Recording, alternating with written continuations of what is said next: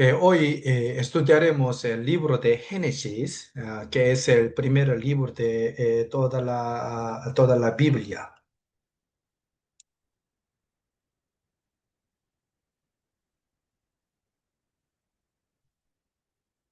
Programa general del libro de Génesis.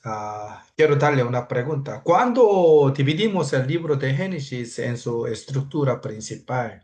¿Cómo podemos dividirlo?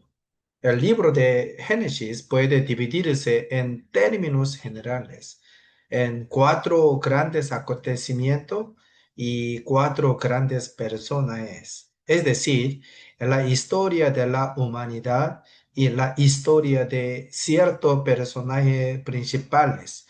Desde el capítulo 1 hasta el capítulo 11 se desarrolla la historia de la humanidad alrededor de cuatro grandes acontecimientos.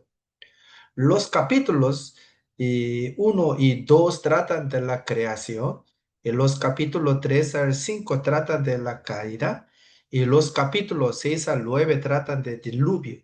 Y los capítulos 10 y 11 tratan de la Torre de Babel. Desde el capítulo 12 hasta el capítulo 50 se desarrolla la historia de los personajes principales. Estos cuatro gran personajes son Abraham, Isaac, Jacob, José. Y todo esto acontecimiento y personaje revela progresivamente Jesucristo, quien es la descendencia de la mujer. Dios llamó a Abraham de Ur de los Caldeos y por medio de él comenzó el gran camino de la salvación de la humanidad mediante Jesucristo, quien es la descendencia de la mujer. Esto se puede confirmar claramente en la carta del apóstol Pablo a los Gálatas, capítulo 3, versículo 16. ¿Y por qué es importante captar la estructura cuando leemos las Biblias? La Biblia tiene una estructura central. Debemos leer la Biblia mirando el panorama completo. Es como un rompecabezas complicado. Cuando vemos la imagen completa, podemos armarlo correctamente. En el material de estudio, cuando se presenta el panorama general de cada libro de la Biblia, la mayoría de los 66 libros se explican mediante dos estructuras principales. Sí, y guardamos esta estructura de la mente y leemos la explicación del pasaje correctamente, correspondientemente, cada día de la semana. Podremos y captar la estructura de toda la Biblia. Entonces, ¿cuál es la estructura de toda la Biblia? La estructura de toda la Biblia es Jesucristo. Sin embargo, Jesucristo está escondido como un mismo, como un misterio. Jesucristo está escondido como un misterio. Esto es, se explica en la carta de apóstol Pablo a los Efesios capítulo 3 y versículo 1 a 4. La Biblia explica la historia acerca de Jesucristo y la historia de la redención, es decir, la obra que Jesucristo realizó. ¿Y cuál es el misterio de Dios y escondido en el libro de Génesis? En el punto clave del panorama general del libro de Génesis hay una razón por la cual el título se presenta como Jesucristo, la descendencia de la mujer. La creación no es simplemente creación, es una creación planeada desde la perspectiva del fin. La carta del apóstol Pablo a los Romanos capítulo 5 versículo 14 dice que el primer Adán era figura que había de venir. Y en la primera carta del apóstol Pablo a los Corintios capítulo 15 versículo 45 habla de último Adán. Ese último Adán es Jesucristo. Esto muestra con mucha fuerza que la creación fue planeada según el fin ya determinado por Dios. Jesucristo es quien desde el principio creó los cielos y la tierra junto con Dios. Sin embargo, la verdad acerca de Jesucristo estaba escondida y como el misterio de Dios. Esto se puede ver en Evangelio según Juan, capítulo 1 versículo 1 en la carta del apóstol Pablo a los Colosenses, capítulo 1 versículo 16 y capítulo 1, versículo 26-27. La Biblia da testimonio de Cristo de manera progresiva.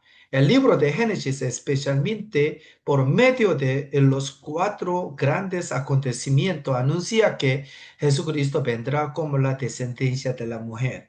Esto se ve en el libro de Génesis, capítulo 3, versículo 15, en la carta de apóstol Pablo a los Gálatas, capítulo 4, versículo 4. Esta parte corresponde al libro de Génesis, desde el capítulo 1 hasta capítulo 11. Por medio de las promesas que Dios hizo con los cuatro grandes personajes, ese misterio se va revelando progresivamente. Esta parte corresponde al libro de Génesis, desde el capítulo 12 hasta capítulo 15. Si leemos solamente el libro de Génesis, no podemos intentar entender planeamente que Jesús es el descendencia de la mujer. Pero cuando llegamos al libro del profeta Isaías, capítulo 44 y 45, encontramos una explicación muy clara del propósito de la creación. Al leer la Biblia, descubrimos que Dios desarrolla la historia con un propósito que a medida que avanzamos, la explicación se vuelve más detallada. Primero aparece la pregunta y más adelante aparece la respuesta. ¿Por qué Dios lo hizo de esa manera? Las razones son sencillas para que leamos la Biblia hasta el final. Por eso, cuando leemos toda la Biblia, encontramos la respuesta. El propósito de la creación. Pregunta, ¿cuál es el propósito por el cual Dios creó el mundo? El propósito de la creación es el mismo que el propósito del Éxodo, porque Dios liberó al pueblo de Israel de la esclavitud en Egipto, porque Dios estaba cumpliendo el pacto que había prometido a Abraham en el libro de Éxodo. Por eso el pacto es tan importante. Quien me salvó es el mismo creador que hizo los cielos y la tierra. El propósito de la creación es tener comunión con Dios y vivir junto a Él. Eh, ¿Por qué? Eh, ¿Por qué Dios creó el árbol de conocimiento de bien y del mal? El pacto de Dios está relacionado con una relación personal. La relación entre Dios y el ser humano fue establecida por Dios mismo. Esto también forma parte del pacto. Dentro de esa relación, Dios estableció ciertas condiciones pactadas. Cuando Dios dijo que el ser humano moriría ciertamente si comía del fruto del árbol de conocimiento del bien y del mal, lo que estaba diciendo era, tu vida está en mis manos. El árbol de conocimiento del bien y mal no es lo más importante. Lo importante es comprender por qué Dios estableció esa condición y por qué hizo ese pacto. El asunto principal no es el árbol, sino el pacto. Por medio de este pacto, Dios estableció la relación entre el creador y la criatura. El profeta Jeremías describe esta relación como una relación matrimonial. En otras palabras, cuando Dios dice, yo te creé, también está diciendo, tú eres mi esposa. Esto puede verse en el libro del profeta Isaías, capítulo 54, versículo 5, en el libro del profeta Jeremías, capítulo 31, versículo 32, en el libro del profeta Oseías, capítulo 2, versículo 16, y en la segunda carta del apóstol Pablo a los Corintios, capítulo 11, versículo 2. ¿Y cuál fue la consecuencia de quebrantar el pacto? La consecuencia fue la muerte. Sin embargo, Dios abrió el camino de la salvación por medio del sacrificio ofrecido por Abel. El camino hacia el árbol de la vida es el camino donde se encuentra Jesucristo. Pero después de que el ser humano comió del fruto del árbol de conocimiento del bien y del mal, ese camino quedó cerrado. Cuando este camino vuelve a abrirse, la salvación se hace posible. El libro de Apocalipsis describe cómo el camino hacia el árbol de la vida vuelve a abrirse. Asimismo, el libro de Proverbio, que también presenta profundamente el Evangelio de Jesucristo, menciona con frecuencia el árbol de la vida. Sin embargo, hay un aspecto muy importante, el camino hacia el árbol de la vida y árbol por medio del sacrificio. El libro de Génesis muestra esta verdad de manera sencilla desde sus primeros capítulos. En el capítulo 3 del libro de Génesis se nos muestra que el camino hacia el árbol de la vida fue cerrada. En el capítulo 4 del libro de Génesis aparece inmediatamente la historia de Abel. A través de este relato, Dios comienza a explicar cómo puede volver a abrirse este camino. El propósito de la escritura es el mostrar progresivamente cómo ocurrirá salvación. Por eso, desde el principio de la Biblia, Dios va desarrollando la historia de la redención, revelando paso a paso el camino por el cual los seres humanos pueden regresar a su presencia y recibir la vida eterna. De esta manera, el árbol de la vida, el sacrificio aceptado de árbol, de obra redentora de el árbol de la vida, el sacrificio aceptado de Abel y la obra redentora de Jesucristo están unidos dentro del gran mensaje de la Biblia. ¿Y qué significa el acontecimiento del diluvio? En el acontecimiento del diluvio hubo personas que murieron y personas que sobrevivieron. Los que murieron, murieron a causa de su pecado. Los que sobrevivieron, sobrevivieron gracias al arca. De la misma manera, nosotros somos salvos por la gracia de Dios. En el Nuevo Testamento se explica que las aguas del diluvio son una figura de la salvación. La primera carta del apóstol Pedro, capítulo 3, versículo 21, enseña que esto correspondiente al bautismo que ahora nos salva por medio de la resurrección de Jesucristo. El bautismo simboliza que morimos juntamente con Jesucristo, somos sepultados con Él y resucitamos con Él para una nueva vida. Por eso, el hecho de que Noé y su familia fueron salvados por medio de la arca apunta a la obra salvadora de Jesucristo y a su resurrección. El arca representa el refugio de salvación que Dios preparó. Así como nadie podía salvarse fuera del arca, tampoco existe salvación fuera de Jesucristo. Los que entraron en la arca pasaron por las aguas de juicio y salieron con la vida. De manera semejante, los creyentes participan espiritualmente en la muerte y la resurrección de Cristo y reciben una nueva vida. Por lo tanto, el relato del diluvio no es solamente una historia de juicio, también es una poderosa ilustración de la salvación que Dios realizaría por medio de Jesucristo. El arca señala a Jesucristo, las aguas del diluvio señalan el juicio de Dios sobre el pecado.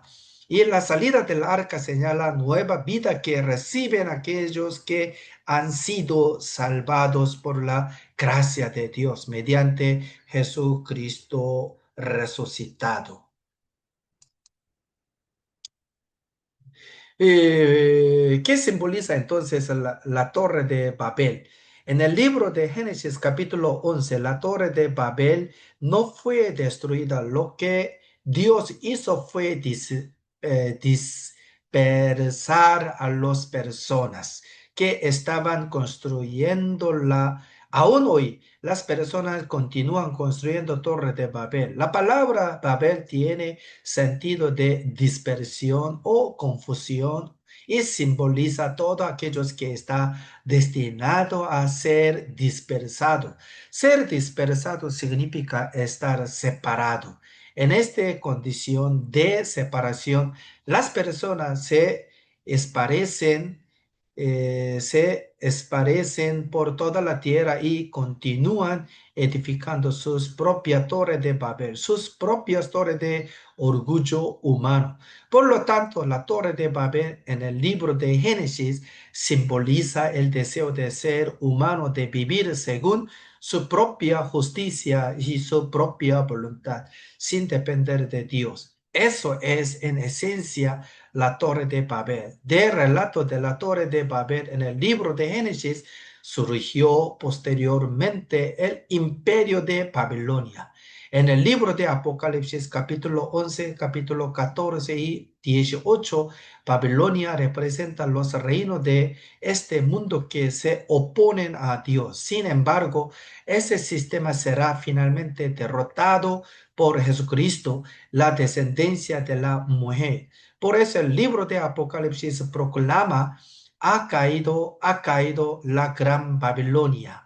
Esto se encuentra en el libro de Apocalipsis capítulo 14, versículo 8, en el libro de Apocalipsis capítulo 18 y versículo 2. Yo quiero darle otro tips adicional. ¿Cuál es el propósito de la creación de los cielos y cielos y de la tierra?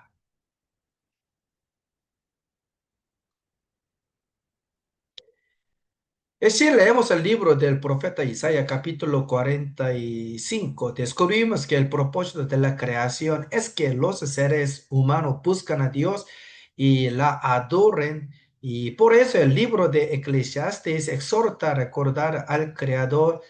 El pecado en su esencia es algo muy sencillo de entender. La Biblia explica no solamente los pecados que cometemos, sino también el pecado fundamental que existe en el corazón humano. El pecado fundamental consiste en la ruptura de la relación con Dios. A causa de esa condición vino del diluvio. Sin embargo, incluso después del diluvio, la humanidad volvió a construir la Torre de Babel. Esto demuestra que el problema del ser humano no es simplemente su comportamiento, sino la realidad profunda del pecado. Podemos decir que la salvación es la liberación del pecado, pero en su sentido más profundo, la salvación significa ser unido nuevamente con Dios, significa volver a buscar a Dios y vivir en comunión con Él. Dios creó al ser humano para esa relación. Pero cuando las personas dejan de comprender a Dios y se alejan de Él, inevitablemente caen en el pecado. Por eso, la historia de la Biblia nuestra muestra constantemente el esfuerzo de Dios por restaurar la relación y perdida con la humanidad y conducirla nuevamente una comunión planeada con Él por medio de Jesucristo.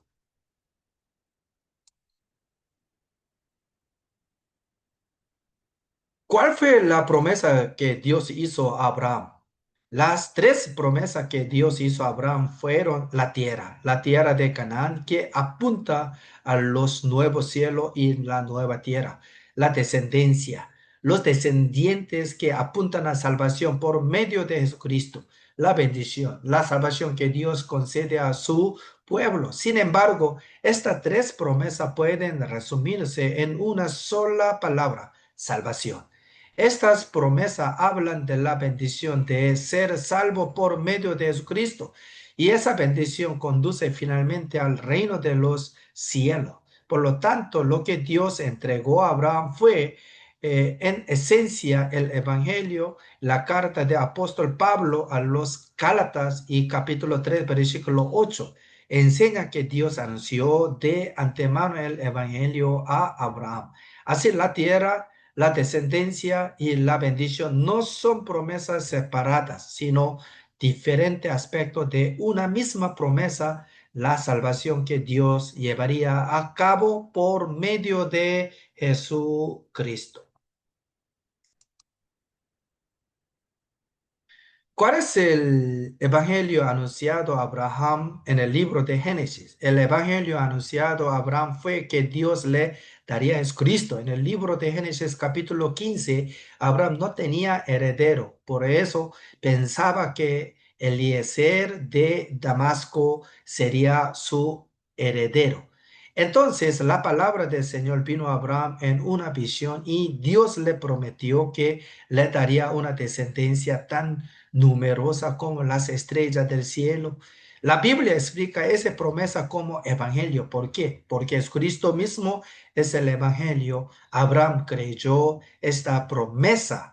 Esto se encuentra en el libro de Génesis capítulo 15, versículo 6. Aquí se muestra como una sombra muy pequeña cómo aparece la salvación por medio de Jesucristo.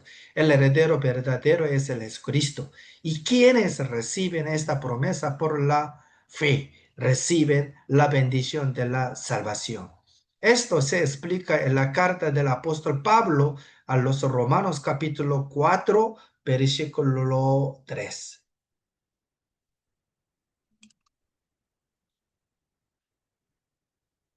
¿Cómo interpreta el Nuevo Testamento a Ismael, a Isaac?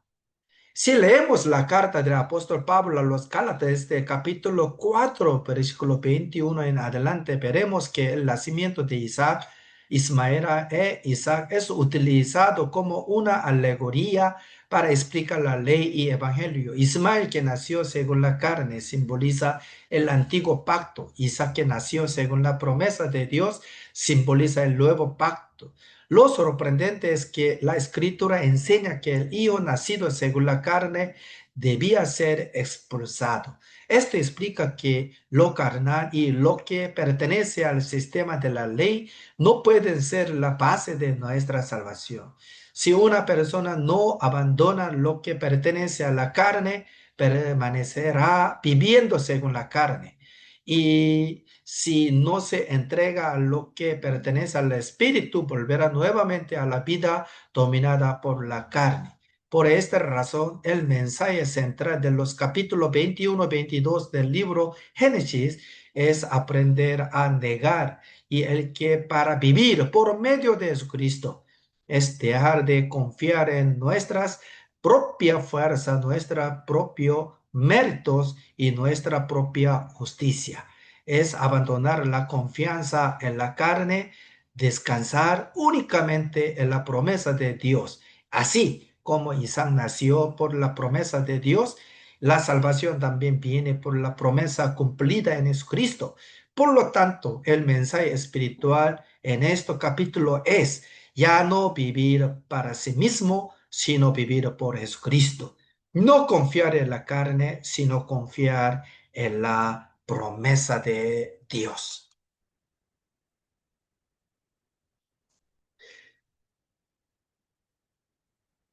¿Qué relación existe entre el nuevo pacto y el sacrificio de Isaac? El acontecimiento en el que Isaac fue ofrecido en el sacrificio explica cómo todas las naciones reciben la bendición de la salvación por medio de Jesucristo, quien vino como descendiente de Abraham.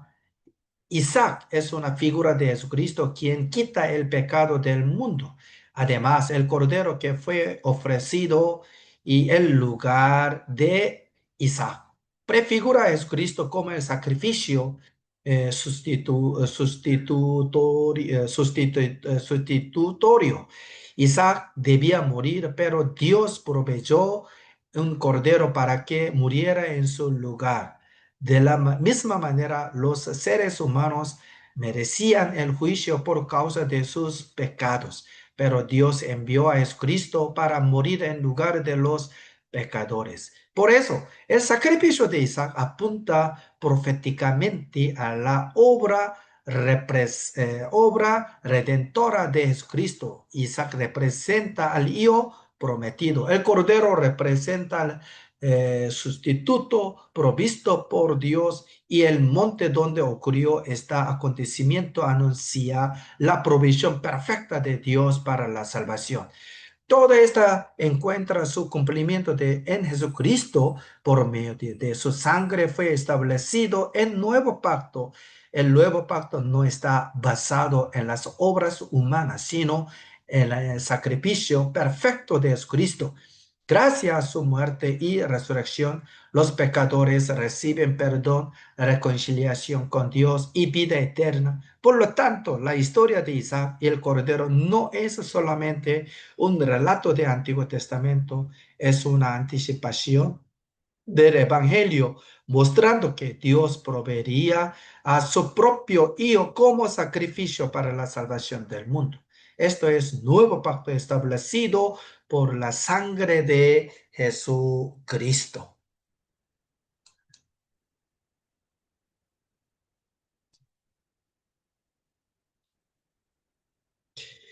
Jacob, Esaú. ¿Y cómo ocurre la salvación de Dios? La salvación ocurre por medio de la elección de Dios Padre. La redención realizada por la sangre de Jesucristo y el sello del Espíritu Santo. Esto se enseña en la carta del apóstol Pablo a los Efesios capítulo 1, versículo 4 al 13. Esta es la misma obra de Dios Trino que creyó al ser humano en el principio. Dios creó al hombre conforme a su imagen. Sin embargo, a causa del pecado, la imagen de Dios en el ser humano fue deformada. Por eso, a través de la salvación y a través de toda la historia, el mensaje contenido en ella, el Dios Trino realiza una nueva creación en la vida de persona. La salvación no consiste solamente en recibir el perdón de los pecados. La salvación es la obra mediante la cual Dios restaura al ser humano para que vuelva a reflejar su imagen por medio de Dios Padre que escoge, por medio de Jesucristo que redime con su sangre, y por medio del Espíritu Santo que sella y confirma a los creyentes. De esta manera Dios lleva a cabo una nueva creación. Por lo tanto, el propósito final de la salvación es la restauración de la imagen de Dios en el ser humano. Es volver a vivir en comunión con Dios, reflejar su carácter y participar plenamente de la vida que Él diseñó desde la creación.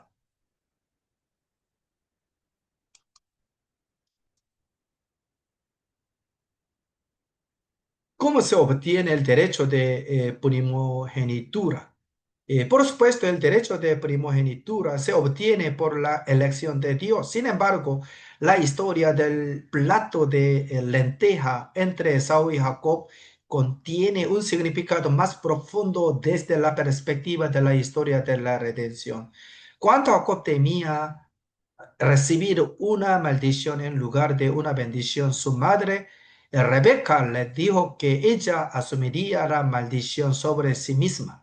Esto se encuentra en el libro de Génesis capítulo 27, versículos 12 y 13. Además, Jacob recibió la bendición vistiendo las ropas de Esaú. Estos acontecimientos muestran simbólicamente la obra de Jesucristo. La maldición que debía caer y debía caer sobre nosotros fue llevada por Jesucristo en la cruz.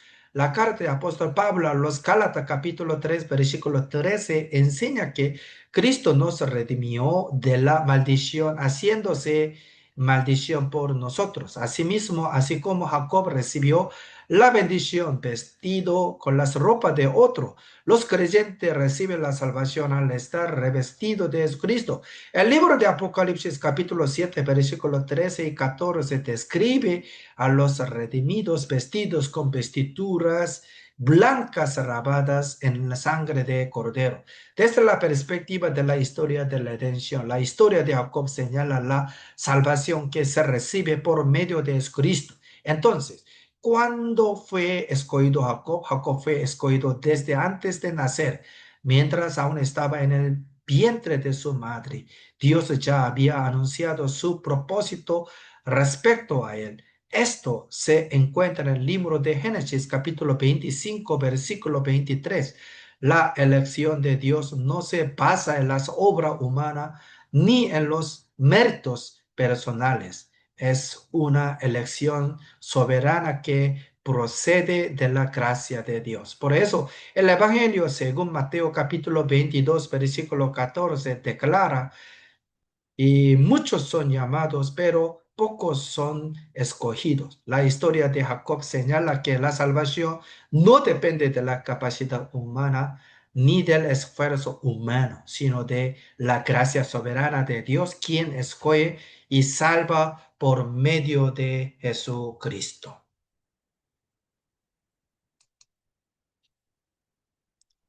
¿Por qué Dios hizo que Jacob dejara su tierra y sus familiares?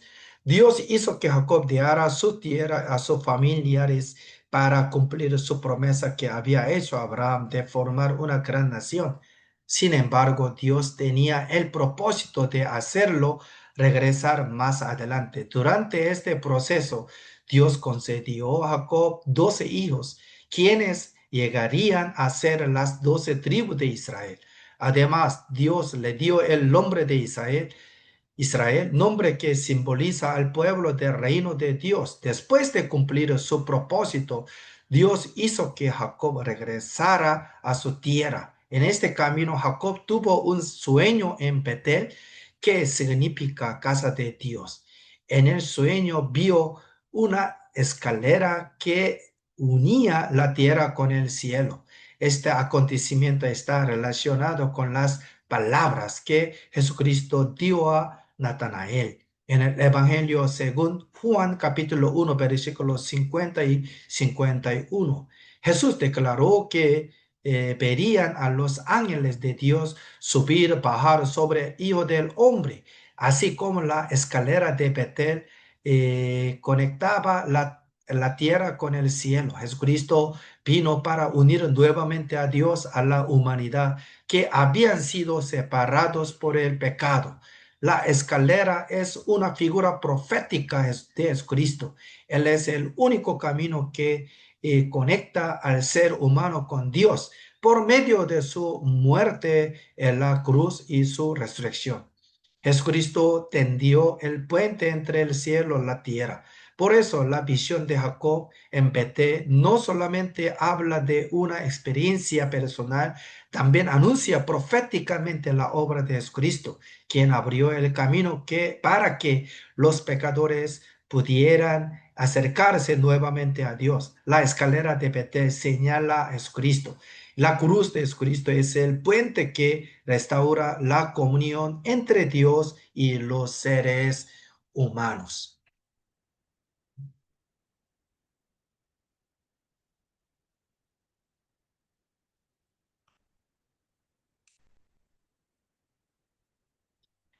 ¿Cómo podemos demostrar que la descendencia de la mujer prometida a Adán es la misma descendencia prometida a Abraham?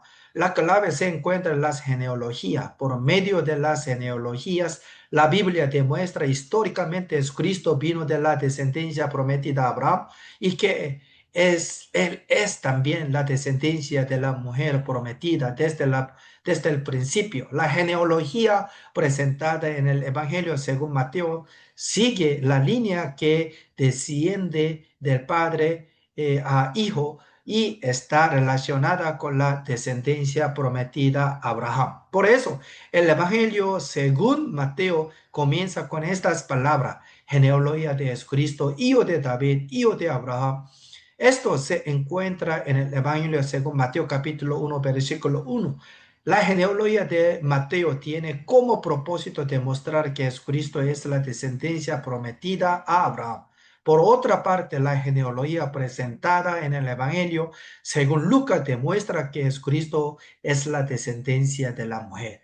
Lo hace por medio de la línea genealógica relacionada con María. De esta manera, las genealogías muestran que las promesas dadas por Dios desde el comienzo de la historia de la redención se cumplen en Jesucristo. Él es la descendencia de la mujer prometida a Adán. Él es la descendencia prometida a Abraham. Y Él es el Salvador enviado por Dios para traer la salvación a todas las naciones.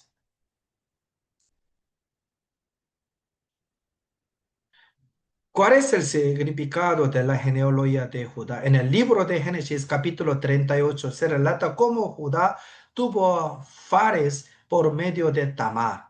Lo importante en este relato es comprender cómo Fares se conecta con Jesucristo. En el libro de Ruth desarrolla esta verdad con mayor claridad. La genealogía presentada en el libro de Ruth comienza con Fares, el hijo que Tamar dio a Judá, y continúa hasta llegar al rey David. Esto se encuentra en el libro de Ruth, capítulo 4, versículo 18 al 22. Por medio de esta genealogía, la Biblia explica cómo vendría el Mesías al mundo. La línea genealógica de Fares conduce a David, y de la descendencia de David vendría Jesucristo, el Salvador prometido. De esta manera, las genealogías no son simplemente listas de nombres, ellas muestran la fidelidad de Dios en el cumplimiento de sus promesas y revela y el camino por lo cual Jesucristo entró en la historia humana.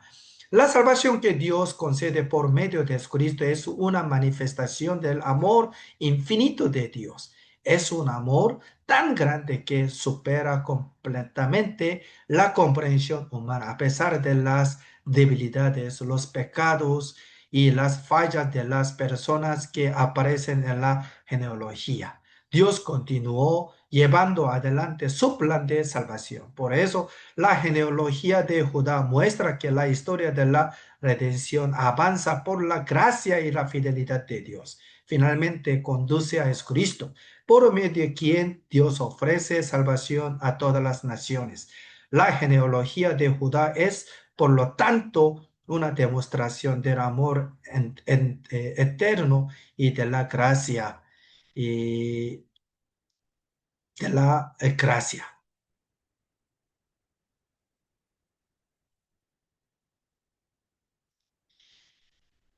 Ok.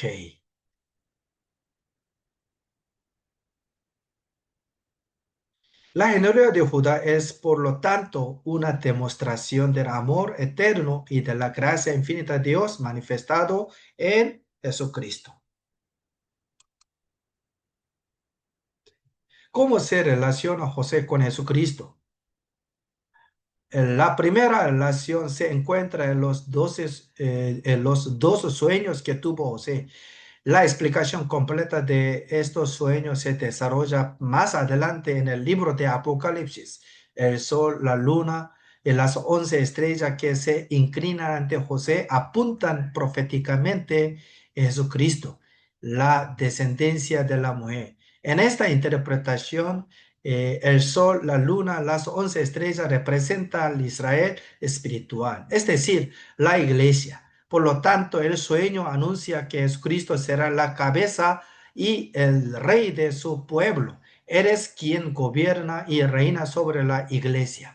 La segunda relación se encuentra en el plan de Dios para formar una gran nación, para cumplir la promesa hecha a Abraham y que Dios dio a Jacob 12 hijos y le concedió el nombre de Israel. Por medio de ellos y comenzaría la historia de la nación de Israel. Además, Dios estaba preparando una revelación más amplia acerca de la salvación del éxodo espiritual que habría de venir. Por esa razón, y prometió que la familia de Jacob descendiera a Egipto. Dios había anunciado que la familia de Jacob crecería allí hasta convertirse en una gran nación y que más tarde regresaría a la tierra de prometida.